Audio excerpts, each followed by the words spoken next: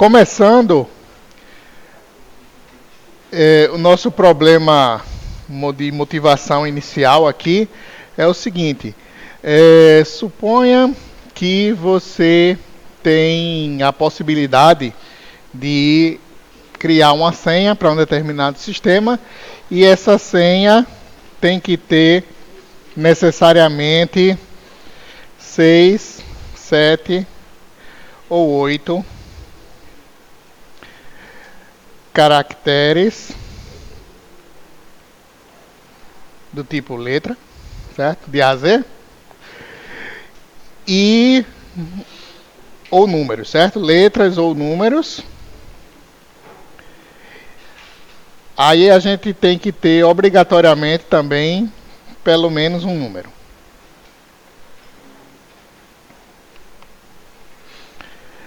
Certo? Então veja que a gente tem essas possibilidades, né? Você pode criar uma senha de 6, 7 ou 8 caracteres, letras, né? Vamos supor que é somente letras de A a Z, os caracteres. E também você pode botar um ou mais números, né? Entre esses 6, 7 ou 8 caracteres, mas você tem que botar pelo menos um número, certo? E aí a pergunta é quantas senhas possíveis existem. Então veja que às vezes quando você entra num sistema, né, e ele pede para você criar uma senha, aí você vai botando uma senha, ele vai dizendo senha fraca, senha média, senha forte, né? Quando você começa a crescer a senha, ele vai aumentando a força da senha, né? E a força da senha tem justamente relação a quão fácil é descobrir essa senha, né? Que tem relação com o tamanho dela, né? Por exemplo, se sua senha fosse só números, de 3 e tivesse só 3 números, você teria no máximo 1000 possibilidades, de 000 até 999, né? Quando você vai aumentando a senha, ele vai aumentando o número de possibilidades. E quando você mistura letras e números, aí você aumenta mais ainda, né? Recentemente, as placas de carro, né? Não sei se vocês já viram as placas novas que têm aparecido, né? Agora tem um padrão placas do Mercosul, que é diferente do que a gente está acostumado. E agora, antes era 3 letras e 4 números, né? Agora tem uma misturada de letras e números desde o começo. E dá para ver que cresceu o número de possibilidades de placa, né? De carro também. Uma vez que agora, aqui para gente, cada carro vai ter uma placa única no Mercosul todo, né? Então aumentou o número, a necessidade, né, de placas únicas, quantidade de placas únicas, aí mudaram o esquema de numeração de placas. Então, isso é um problema também de contagem, né? Esse aumento aí, gerar um padrão, né, que permitisse uma maior quantidade de objetos. Aí a gente vai ver que os princípios básicos de contagem, a gente tem duas regras principais, a chamada regra do produto e a regra da soma. Aí com essas duas regrinhas já dá para a gente resolver um monte de problema de contagem, certo? A primeira delas é bastante simples de enunciar, certo? Então o que é que diz a regra do produto? Ela diz simplesmente isso. Suponha aqui um procedimento possa ser dividido em uma sequência de duas tarefas. Se houver N1 formas de fazer a primeira tarefa e para cada uma dessas formas de fazer a primeira tarefa, aqui faltou a N2 formas de fazer a segunda tarefa, Então, há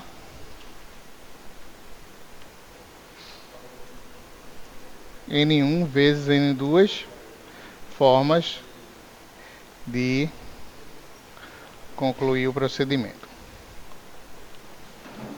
Bom, então isso aí é bem óbvio, né? E a gente pode resolver um bocado de probleminha simples com essa regra, né? Então, nosso primeiro exemplo aqui é: suponha uma empresa que tenha 2 funcionários.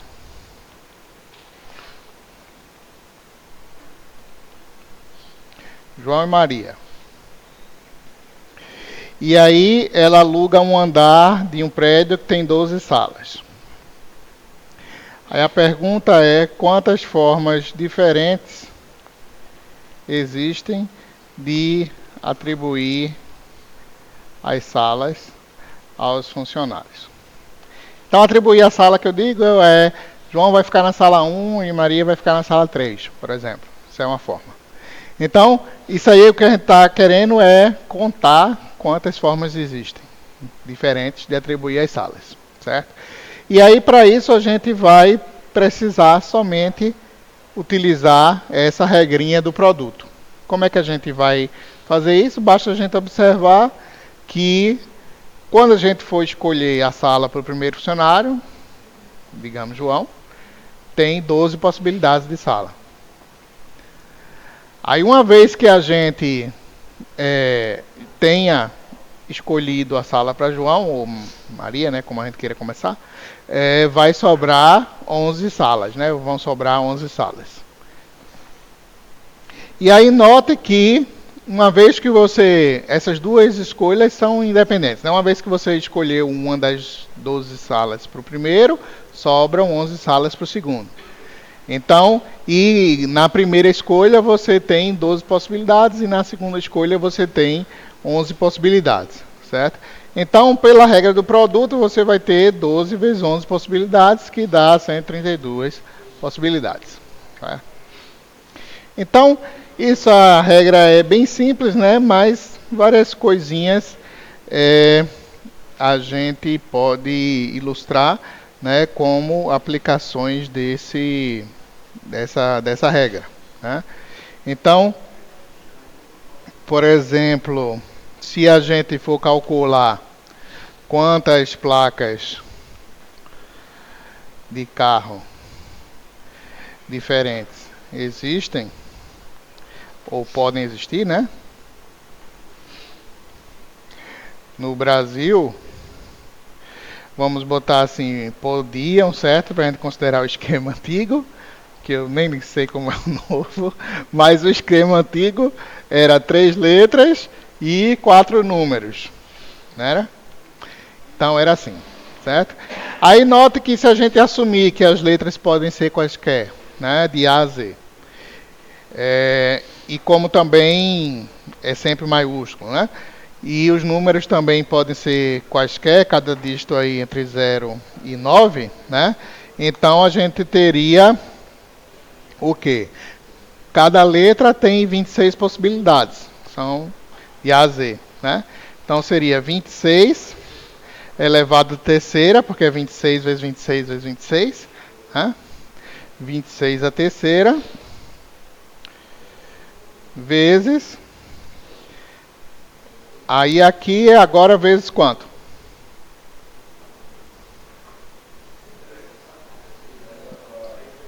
Vezes 10 à quarta, né? Porque é simplesmente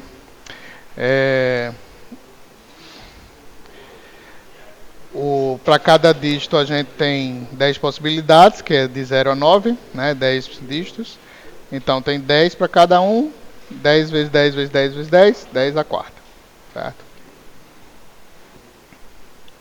Pronto, então veja que isso aí dá um número já bem grande, né? Quanto é que dá isso aí? Deixa eu fazer o teste aqui. 26 à terceira vezes 10 à quarta.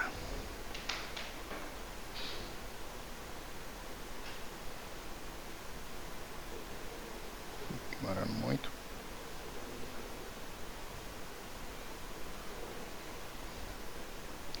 Bom, já já que a Wanda aparecer, a gente faz. Bom, aí vamos ver outro exemplo aqui. Deixa eu calcular aqui, 26 a terceira, 26 a quarta, 26 a terceira. Oi? Deu 175 milhões, 760 mil. Pronto.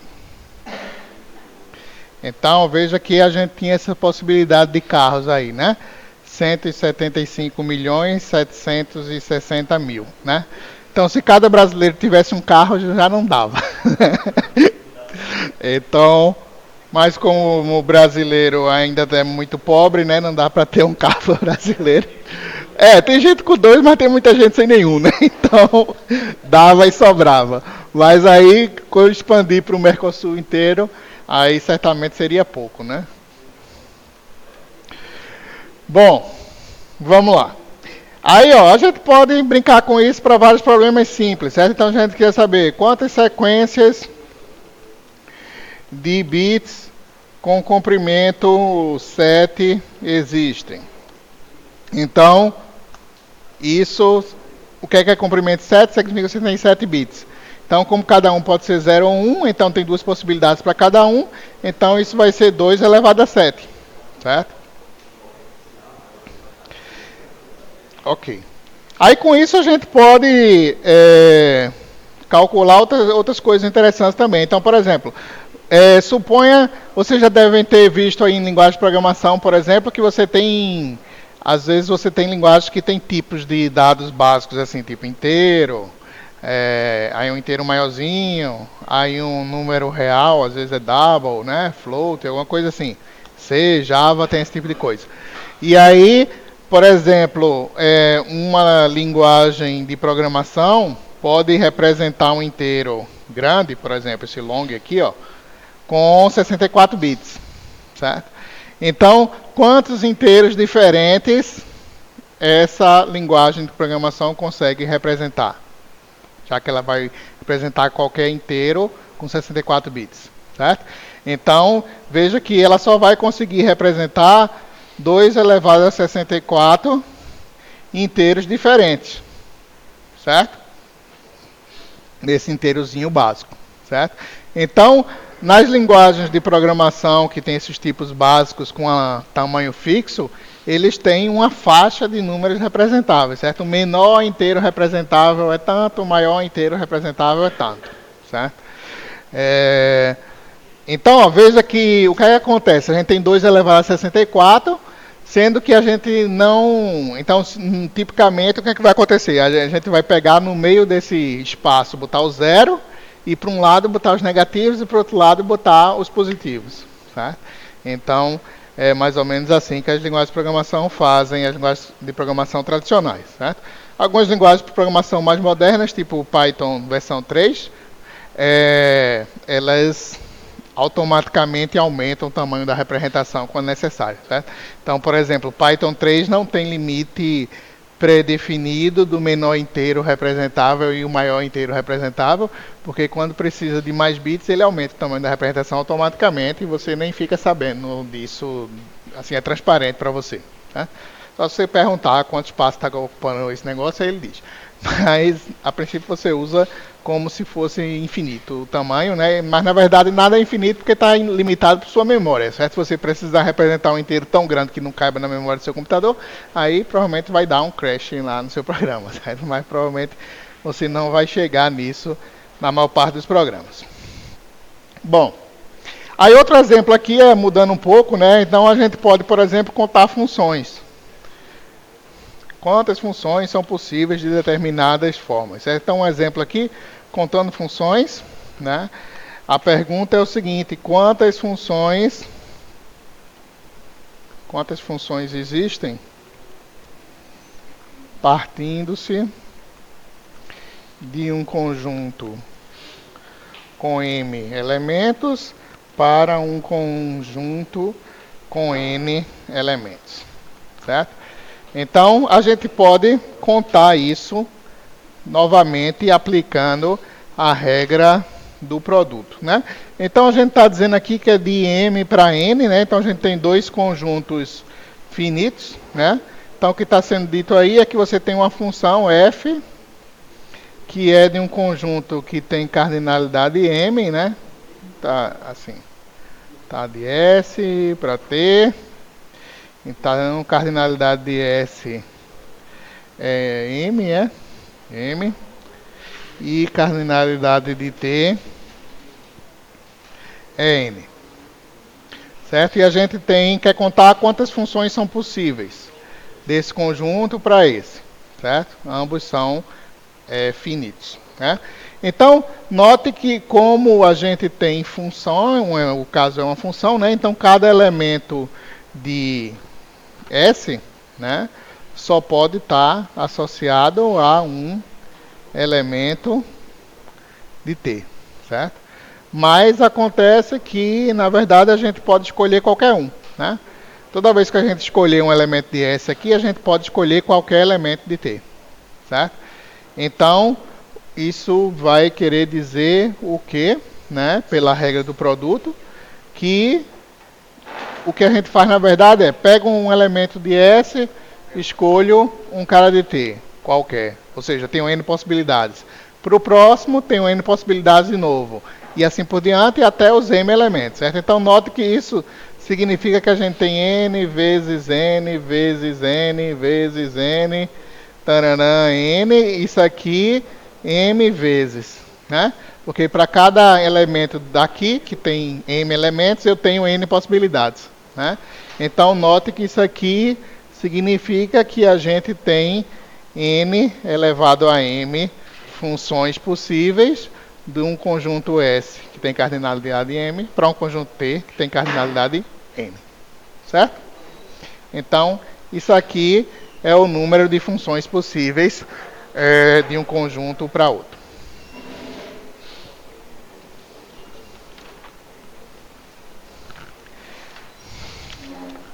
Aí a gente tem um exemplo aqui, né, só para ilustrar a contagem, com o objetivo assim, de ver a complexidade de programas, né? Acontece às vezes que a gente tem um programinha assim do tipo, usando um pseudocódigo aqui, onde eu estou dizendo aqui, atribuir K a 0, nessa linha, certo? Aí depois tem um laço aqui, que dizia assim, para I1 igual, indo de 1 até N1, aí dentro dele tinha um outro laço, I2, indo de 1 até N2, aí dentro tinha outro laço, um aninhado no outro, né? Até eu chegar no nível M de aninhamento de laços, onde esse cara ia até NM, certo? Aí aqui dentro do último a gente faz K igual a K mais 1, certo? A gente incrementa o K. Então, o que acontece? No fim, suponha que a gente quer ver quantas vezes isso aqui é executado, certo? Note que cada vez que isso é executado, K é incrementado de 1. Né?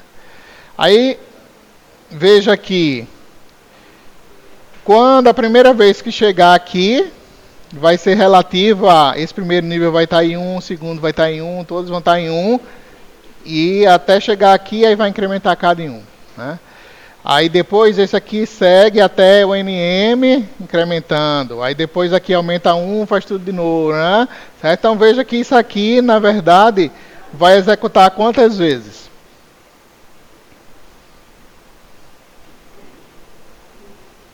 Vai ser novamente somente uma aplicação da regra do produto, certo?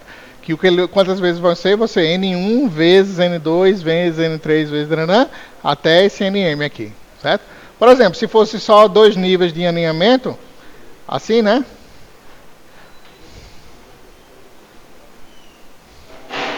Se a gente tivesse só assim.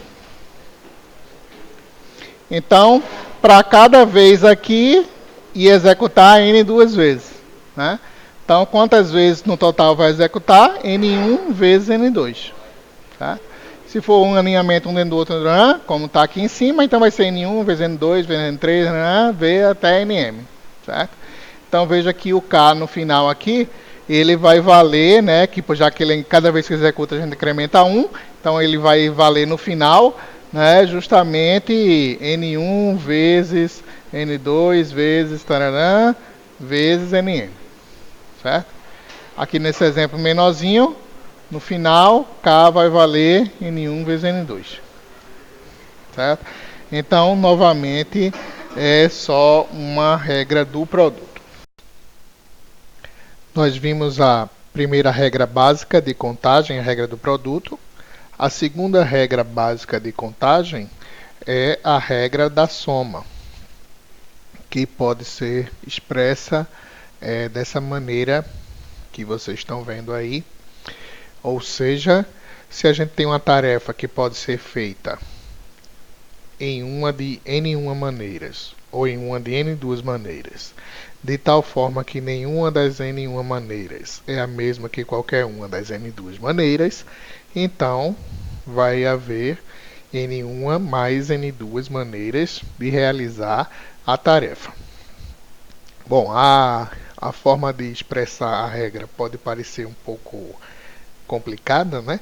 Mas é uma regra extremamente simples e é mais fácil percebê-la através de alguns exemplos. Então, vamos para o nosso primeiro exemplo. Então, veja só, se a gente quer escolher para um comitê uma pessoa que pode ser um professor ou pode ser um aluno para representar a universidade.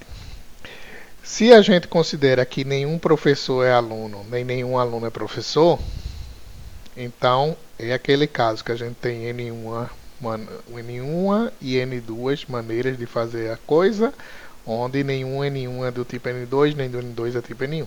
Então, se a gente tem nesse exemplo 200 possibilidades de professores e 5.000 possibilidades de aluno, e a gente vai escolher um deles, seja daqui ou seja daqui, então, na verdade, o número de possibilidades que a gente vai ter para escolher essa pessoa vai ser 200 mais 5.000, ou seja, 5.200. Ok? Muito simples, né? Fácil de perceber. Mais um exemplo para ilustrar. Suponha que o aluno deve fazer um projeto final de curso e aí ele deve escolher o tema do seu projeto. E aí a gente tem 3 listas com propostas de temas. Então, a primeira lista tem 11 propostas, a segunda lista tem 22 propostas e a terceira lista tem 15 propostas. Aí, um detalhe importante, para que a gente possa usar simplesmente a regra da soma, é esse, né? Nenhum projeto aparece em mais de uma lista. Então, a gente não tem projetos repetidos nas listas, ou seja, um projeto que aparece aqui, por exemplo, apareceria o mesmo projeto aqui. Isso aqui não pode. Então, cada lista tem projetos que só aparecem nela e não nas outras. Então, sendo assim, quantas possibilidades de projeto existem? Então, vai ser simplesmente a soma da quantidade de cada das 3 listas, né? Ou seja, vai ser 11 mais 22 mais 15, né? Isso aí vai dar 5, 6, 7, 8, 2, 3, 4, 48 possibilidades. Ok? Então, essa é a nossa regra da soma. Daqui a pouco a gente vai ver que em alguns problemas a gente vai usar uma combinação entre regra da soma e regra do produto. Mas em breve a gente verá exemplos dessa forma. Esse exemplo também mostra que a regra da soma pode se estender a mais de 2 maneiras, né? Como aqui no caso a gente tinha 3. Então a gente pode generalizar essa definição para o caso da gente ter N maneiras, das quais que nenhuma delas é como das outras e não somente duas, ok? Bom, então vamos continuar agora o nosso próximo tópico. Aí a gente pode voltar agora para aquele problema inicial. Esse aqui, ó, da senha, certo? Então, ó, esse problema,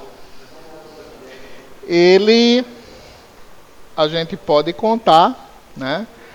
Só que ele vai precisar que a gente misture a regra da soma com a regra do produto, certo?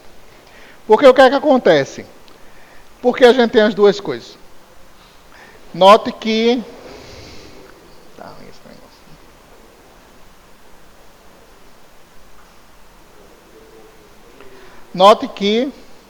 a gente pode assumir três conjuntos separados, que são os conjuntos de senhas de tamanho 6, conjunto de senhas de tamanho 7 e o conjunto de senhas de tamanho 8. Certo? E aí, a quantidade total de senhas vai ser a soma desses três. Quantos caras de tamanho 6 eu tiver, mais quantos caras de tamanho 7 eu tiver, mais quantos caras de tamanho 8 eu tiver. Certo? Então, por exemplo, se a gente chama de S6, as de tamanho 6, S7, tamanho 7 e S8, tamanho 8, então a quantidade total vai ser a soma. Certo? Então, tá aí uma parte que a gente vai precisar da regra da soma. Agora, para a gente contar quantas senhas de tamanho 6 tem. Então, o que é que acontece? Note que se não tivesse essa restrição de pelo menos um número, né? Fosse letras e números sem a restrição. Certo? Aí vamos supor que é diferente maiúsculo e minúsculo também. Como na maioria dos sistemas né? Então vamos fazer essa suposição. Talvez no livro não seja assim. Então, se der diferente em relação ao do livro, é porque eu estou fazendo a suposição que é diferente maiúsculo e minúsculo, certo? Então, ó, o que acontece? A gente supõe que são 26 letras e que é diferente maiúsculo e minúsculo. Então, na verdade, a gente tem quantas possibilidades de letras? 52, né? Mas ainda tem os números, né? Então, na verdade, é 52 mais 10 para cada coisa que a gente escolher, né? Então, na verdade, dá 62 possibilidades para cada posição da senha. Como a senha S6 é de tamanho 6, então vai dar 62 elevado à sexta, sem considerar a possibilidade sem considerar a restrição de que tem que ter pelo menos um número. Certo? E agora, como é que a gente faz para achar a quantidade? Não essa, porque essa é simplesmente senhas de tamanho 6 com letras e números, fazendo diferença entre letra maiúscula e minúscula. Mas não é isso que a gente quer. A gente quer que, além disso, ela tenha pelo menos um número. Certo? Então, a ideia aqui, o mais fácil, é o que a gente pega esse número total e subtrai as senhas que não atendem a restrição, ou seja, as senhas que não têm nenhum número. Né? Porque é fácil contar elas. Né? Quantas senhas tem que não tem nenhum número? Oi? A gente tem 52 possibilidades para cada caractere agora, né? De senhas que não tem nenhum número, né? Que é somente letra. Né? Então, a gente tem 52 elevado à sexta. Certo? Então, isso vai dar o nosso total de senhas de tamanho 6. Não é isso? Porque ó, o total de senhas que não tem nenhum número é 52 possibilidades para a primeira letra, 52 para a segunda, para a terceira, para a quarta, para a quinta, para a sexta, multiplicando tudo, 52 a sexta. Certo? Então isso vai ser o total. Não é isso? Parece razoável? Pronto. Quanto dá isso se a gente fizer a conta? Vamos ver aqui. 62 a sexta menos 52 a sexta. 62 a sexta menos 52 a sexta. Pronto, então a gente tem aqui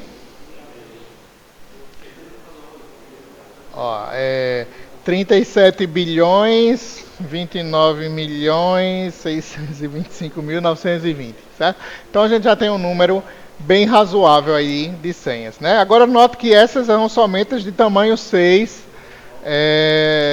que não tem, que tem pelo menos um número. Aí falta a gente somar com esse 7, né? Como a gente falou aqui. Falta somar com esse 7. Aí no caso esse 7 vai ser 62 a sétima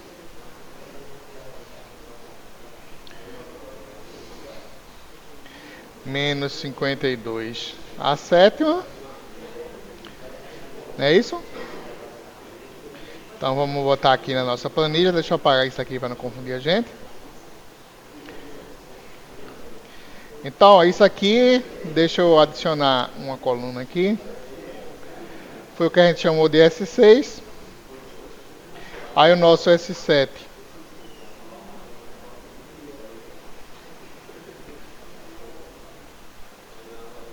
vai ser 62 a sétima menos 52 a sétima.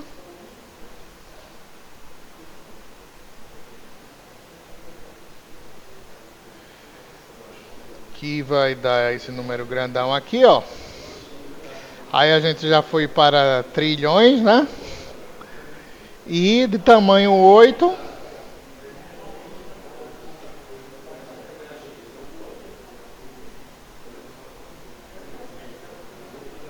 a gente vai ter 62 a oitava menos 52 a oitava. Não é isso? Então, ó, vai ficar S8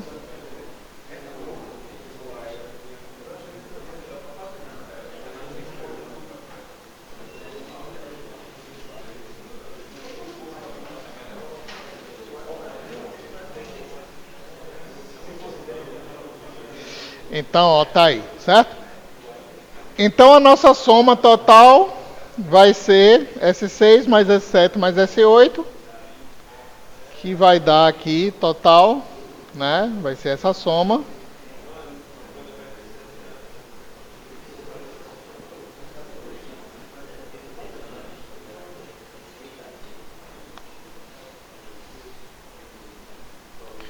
Esse número aqui, certo? 167 trilhões, etc. Né? Veja que como o S8 é tão maior que os outros, né? Que fica um número pertinho aqui de S8. Né? Então, veja como quando você aumenta o tamanho da senha, como ela fica mais forte, né? Porque vai multiplicando pelas possibilidades, né? Por isso que os sites querem que você use uma senha longa, né? Normalmente eles querem no mínimo 6 caracteres, né? Alguns exigem 8 já. E quanto maior você... então veja aqui, por exemplo, se você tem uma senha com essas restrições aqui, significa que você tem esse total de possibilidades de senha. Então se alguém fosse fazer um ataque de força bruta para tentar descobrir a sua senha, ele poderia ter que testar até esse número de possibilidades aí. Certo? E aí provavelmente demoraria bastante tempo. Certo? Então, o que acontece frequentemente é que as pessoas que quebram senha não fazem um ataque de força bruta pura e simples, certo? Então, normalmente se usa as técnicas para limitar as possibilidades testadas. Então, por exemplo, usa palavras de dicionário, usa datas relacionadas à pessoa, de nascimento, de não sei o que, né?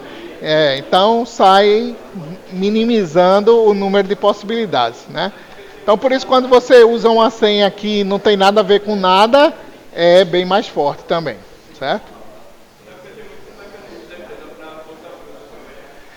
Tem várias coisas que o próprio site pode implementar, né, o aplicativo, né? Então, por exemplo, frequentemente, quando você bota uma senha errada, aí ele dá um delay de alguns segundos para você poder ter a possibilidade de tentar de novo. Então, isso já atrasa um ataque de força bruta imensamente, né? Ou às vezes você erra e aparece aquele CAPTCHA que você tem que fazer algum negócio manualmente, né? Então, tudo isso vai tornando o sistema mais forte. Oi. Tem uns que eu pensei que era mais seguro, então, por exemplo, o IRAP. A gente compartilha uma informação. Aí, como não é um programa que necessita de internet, então, se ele tentasse criar um programa para tentar fazer esse código ali, então ia ser fácil. Eu pensei que era quase integrado para o IRAP. Se você assim conhece, se é simplesmente um arquivo, né, que vem comprimido com a senha que você possa atacar por força bruta, aí vai depender da segurança da senha, né? Coisa.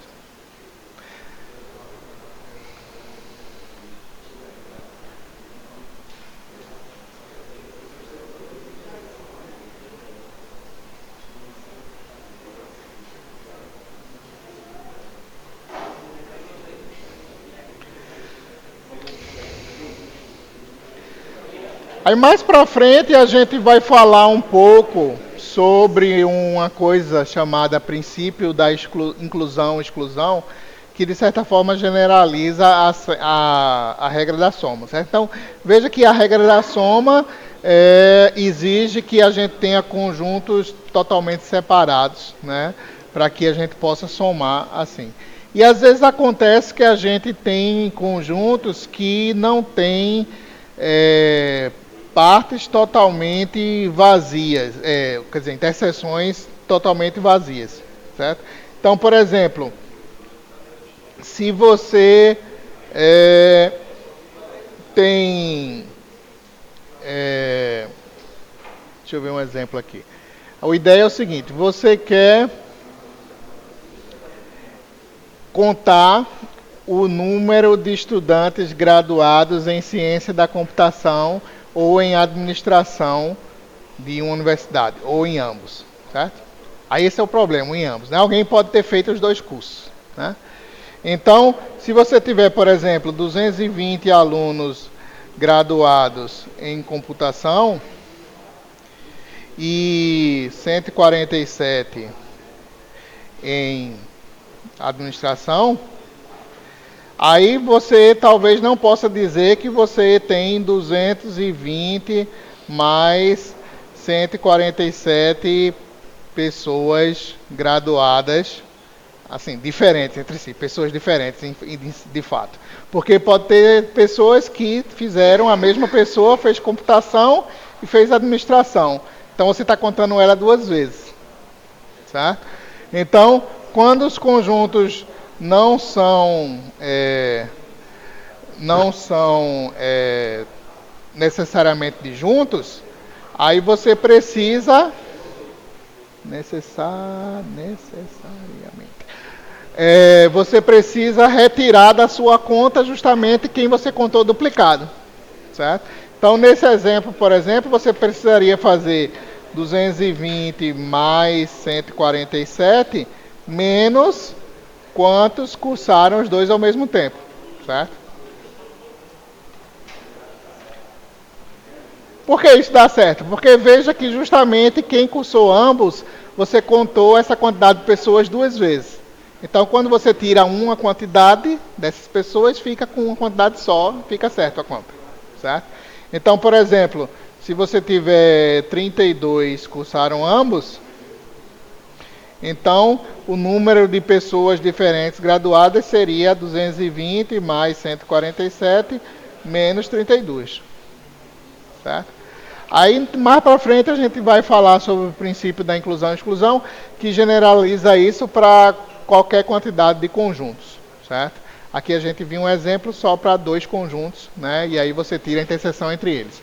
Se você tiver vários conjuntos com possíveis interseções, aí você tem também a possibilidade de generalizar essa forma de calcular, certo? Tirando as interseções que você contou de forma duplicada. Bom, aí agora, nosso segundo assunto de hoje, né? Acabamos o tópico 5.1 da parte em português do livro. Agora o nosso tópico a seguir é o famoso princípio da casa dos pombos. Certo? Em inglês é justamente isso, certo? Pigeonhole Principle. O que é que isso diz? Isso é um princípio assim bem simples de falar, né? Mas que é muito útil em várias demonstrações relativas à contagem. Certo? Então, o princípio tem esse nome justamente porque ele é inspirado em casinhas de pombos. Certo? Ou seja, suponha que você tem umas casinhas de pombo aqui. Então, por exemplo, cada quadradinho desse é uma casinha de pombo. Então aqui eu tenho 1, 2, 3, 4, 1, 2, 3, 3 vezes 4, 12 casas de pombo.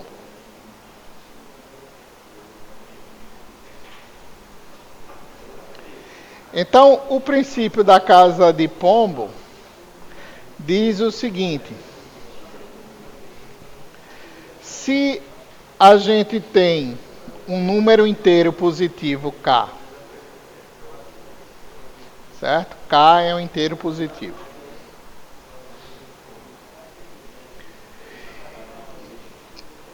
E aí de tal maneira que eu tenho k mais 1 objetos e k caixas ou casas de pombos, na formulação tradicional, certo? K caixas ou K casas de pombo. Então significa que se eu distribuo esses objetos nessas caixas, vai existir pelo menos uma caixa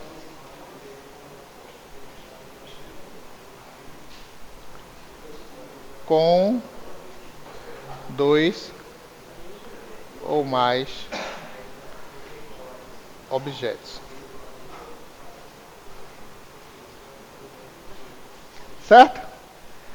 Se eu tenho K mais 1 objetos e só tenho K lugares para botar eles, então significa que das minhas caixas, pelo menos, vai ter mais de um.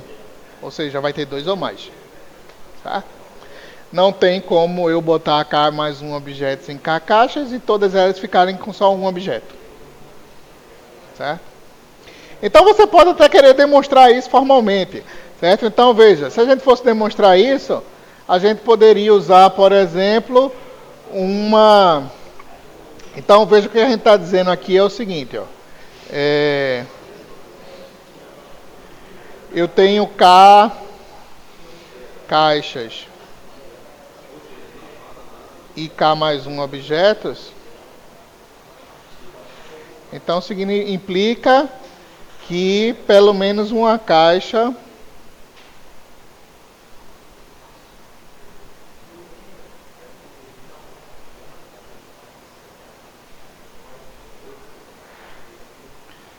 tem 2 ou mais.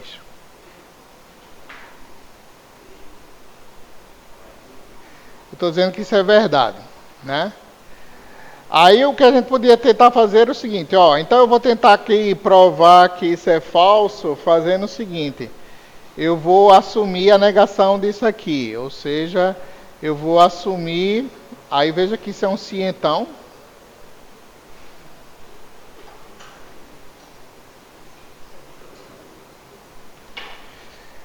Aí para eu assumir que para isso aqui ser falso, significa que eu vou ter que ter isso aqui verdadeiro e isso aqui falso. Certo? Ou seja, eu teria que ter K caixas e K mais 1 objetos e não ser o caso de ter pelo menos uma caixa com 2 ou mais. Certo? Ou seja, eu teria que ter K caixas e K mais 1 objetos e toda caixa só ter no máximo 1.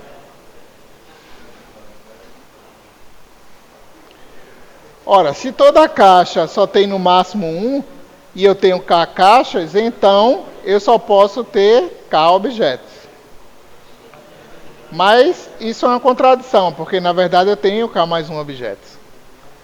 Então isso aqui é impossível. Então isso aqui não pode ser falso, isso aqui tem que ser verdadeiro. Ok? Veja, então isso parece bobinho, né? Mas a gente pode demonstrar várias coisas interessantes. Então, por exemplo, um exemplo aqui em funções é o seguinte.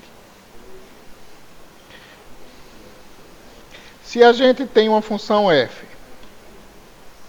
entre dois conjuntos st de tal maneira que esse cara tem k mais um elementos e esse tem k elementos, então f não pode ser injetora.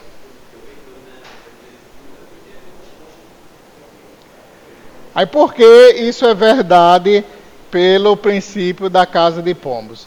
Né? Note que você pode visualizar isso aqui como se você tivesse nesse conjunto aqui, que tem K elementos, aqui fosse suas K casas de pombos.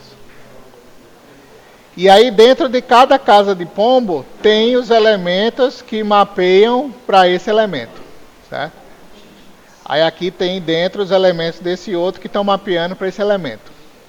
Então você tem K casa de pombos e tem K mais um elemento, certo?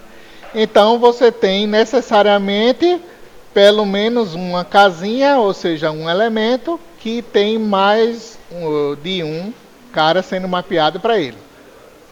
Então, se você tem um elemento aqui com mais de um cara aqui mapeando para ele, então essa função aqui não pode ser injetora, porque se ela fosse injetora, cada elemento teria que mapear para um diferente do outro lado. Tá? Então, de fato, isso aqui acontece. Né? A gente não pode ter a função injetora nesse caso. Tá? Um outro... Aí a gente pode também generalizar esse princípio para o chamado princípio generalizado da casa dos pombos, certo? Então, o princípio generalizado da casa dos pombos diz o seguinte: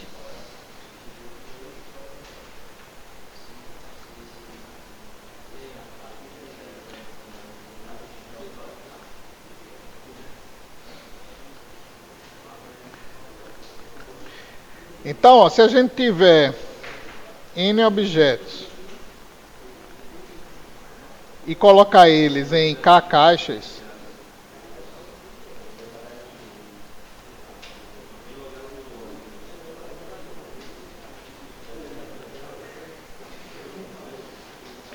então há pelo menos uma caixa com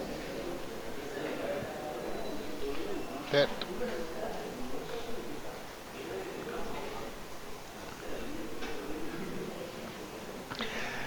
Então, ó, eu escrevi teto aqui para não ter que ir atrás do símbolo de teto, né? Vocês lembram que é aquele símbolo do módulo com dois tracinhos em cima, certo?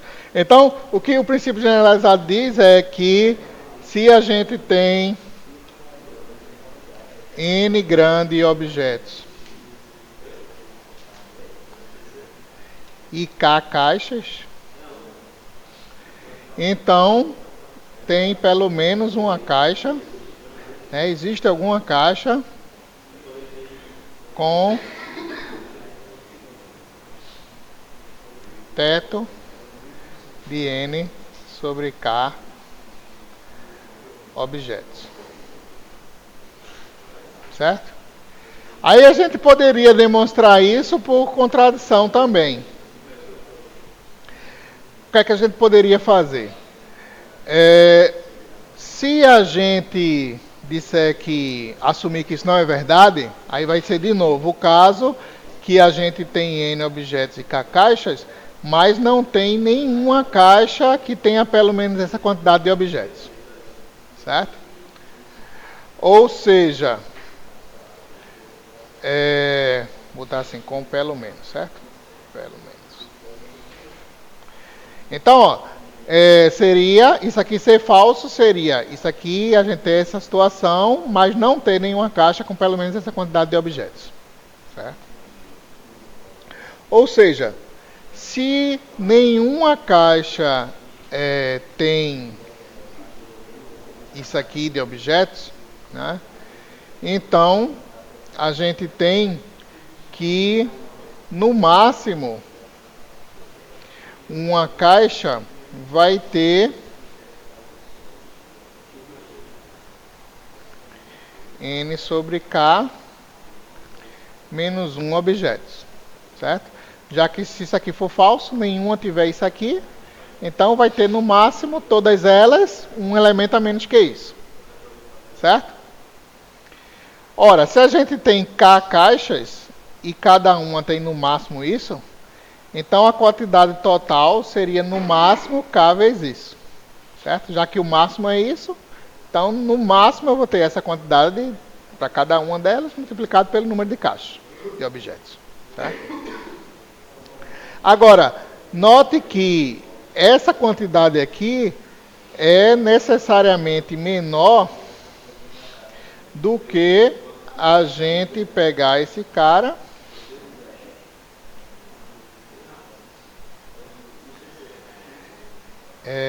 veja, a gente tem essa desigualdade aqui, certo? O teto de N sobre K, aqui não tem essa coisa embaixo, teto de N sobre K é menor do que se eu pegar N sobre K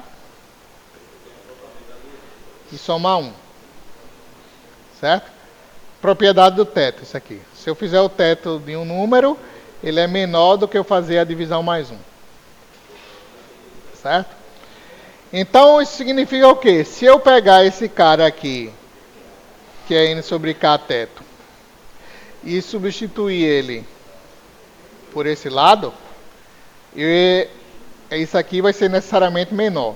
Ou seja, isso aqui vai ser necessariamente menor que N sobre K. N sobre K mais 1 menos 1. Certo? Eu substituí isso aqui por um número maior que ele. Certo? Então, esse lado vai ser necessariamente menor do que isso. Certo? Já que aqui é a quantidade de objetos positiva, né? Ora, então, ó, veja que isso aqui, beleza. Mas acontece, ó, que isso aqui, quanto dá isso aqui?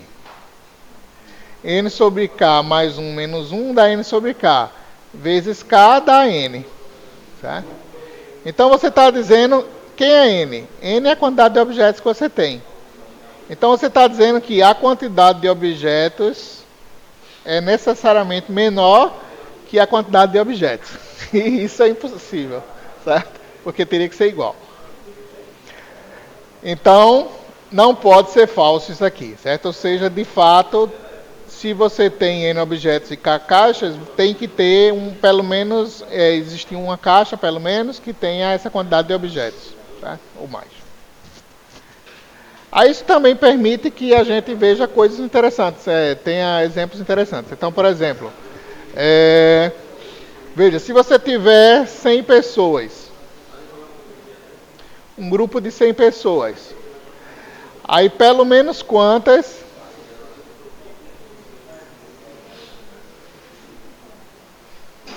nasceram no mesmo mês?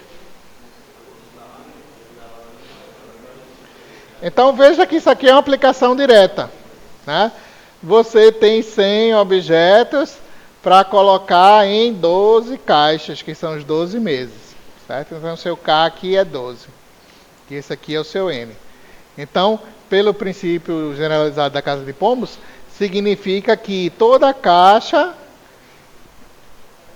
vai ter pelo menos N sobre K, ou você vai ter pelo menos uma caixa, melhor dizendo, que tem essa quantidade, né? No mínimo essa quantidade.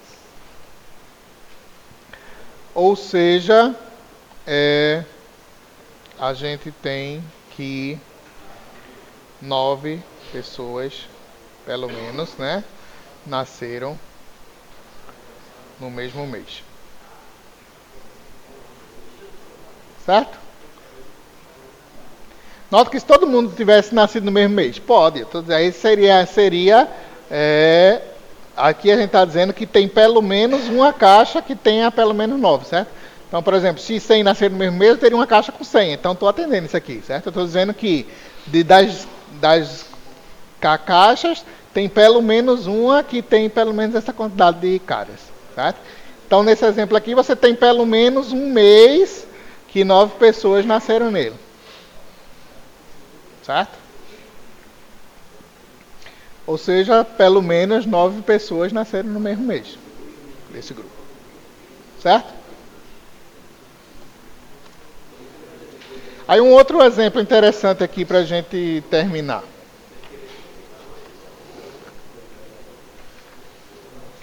Ele fala o seguinte: suponha que você tem grupos de 6 pessoas. 6 pessoas.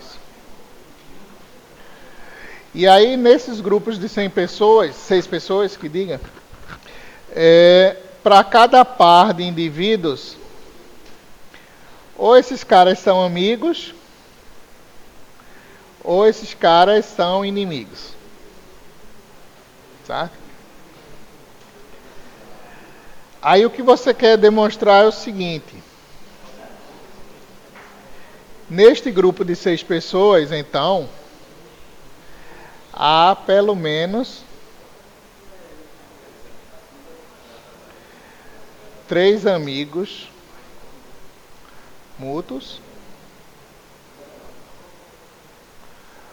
ou 3 inimigos mútuos.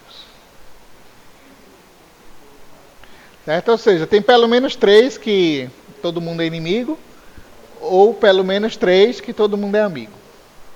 Em 6 pessoas, dado que eles são, todo par é amigo ou inimigo. Certo? Aí como é que a gente pode fazer isso usando o princípio da casa dos pombos, generalizado no caso? Então, ó, suponha que a gente tem essas 6 pessoas. Vou destacar uma aqui, A, e chamar as outras de B, C, D, E, F. Tem 6 pessoas aqui, certo? Aí vamos supor aqui o seguinte. Destacamos o A aqui. Aí o que é que acontece? Das outras, note que todo mundo ou é amigo de cada um deles, né? Ou é amigo de A ou é inimigo de A, certo? Então, pelo princípio da casa dos pombos, a gente pode identificar 2 casinhas. A casinha do inimigo de A e a casinha do amigo de A. Certo? Pelo princípio das casas dos pombos, como a gente tem 5 caras aqui e só 2 casinhas, então tem pelo menos uma casinha dessa que tenha 5 sobre 2 teto caras dentro. Certo? Ou seja, que tenha pelo menos 3. Né? Note que isso é inimigos de A e amigos de A. Então, tem pelo menos 3 inimigos de A ou pelo menos 3 amigos de A. Certo? Isso aqui é amigos e aqui inimigos. Ok. Agora, vamos supor que é um caso de amigos de A que a gente tenha 3 amigos de A. Aí vamos supor que é BCD. Mas tanto faz aqui a letrinha que a gente vai supor, certo? Vamos supor que a gente tem esse grupo com 3, é BCD. Certo? São os amigos de A. Aí o que é que a gente vai poder notar agora? Então, ó, note que aqui dentro desses 3 caras que são amigos de A, Se a gente tiver um par de amigos, note que todo mundo ou é amigo ou é inimigo, né? 2 a 2. Então, se nesses 3 caras que são amigos de A, eu tiver um par de amigos, então junto com A vai ser um trio de amigos, certo? E aí a gente teria o caso que de fato a gente tem 3 amigos mútuos, certo? Se fosse o caso que não, o 3 aqui não é de amigos, é de inimigos, né? Aí o que aconteceria? Se os 3 são inimigos de A,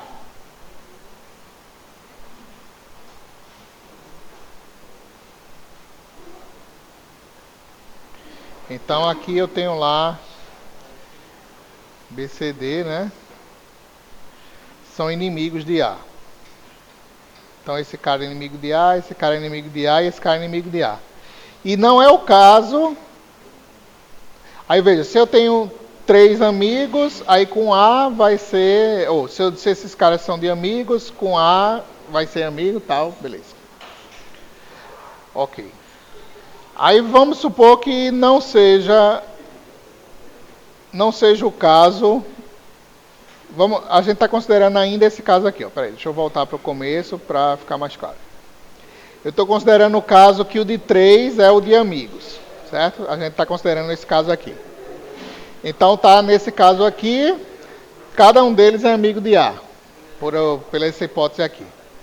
Aí, supondo que cada um deles é amigo de A, eu posso ter 2 amigos comuns ou não ter. Se eu tiver 2 amigos comuns, eu já vou ter 3 com A. Aí resolvido. Se eu não tiver 2 comuns, amigos comuns, significa que todo mundo é inimigo aqui dentro. Ou seja, B e CD são inimigos entre si. Se B e CD são inimigos entre si, também atende por essa coisa aqui que eu tenho esse grupo de inimigos mútuos, certo? Então veja, se o grupo for de amigos, atende, porque ou tem 2 amigos mútuos que com A vai fazer 3, ou todo mundo é inimigo que entre eles já vai fazer os 3. Então, ok, essa é uma possibilidade. E a outra é análoga, certo? Seria eu ter o A e o B, C, D, E, F, mas ao invés do grupo de 3 ser aqui do 3 do pigeonhole, ser de amigos, ser de inimigos de A. Aí vai ser o caso análogo. Se ele tiver 2 que for inimigo entre si, então com A vai fazer 3 inimigos. Se não tiver 2 que forem inimigos entre si, então os 3 são amigos entre si, aí os 3 que vão fazer os 3 amigos, certo? Então, em qualquer possibilidade, seja o grupo de 3 por aqui pelos amigos ou pelos inimigos, vai resultar que a gente tem ou pelo menos 3 amigos mútuos, ou pelo menos 3 inimigos mútuos, certo? Pelo princípio aqui da casa de pombos, ok? Pronto, aí vocês podem observar no livro, vai ter vários outros exemplos e exercícios interessantes para se distrair com isso aí.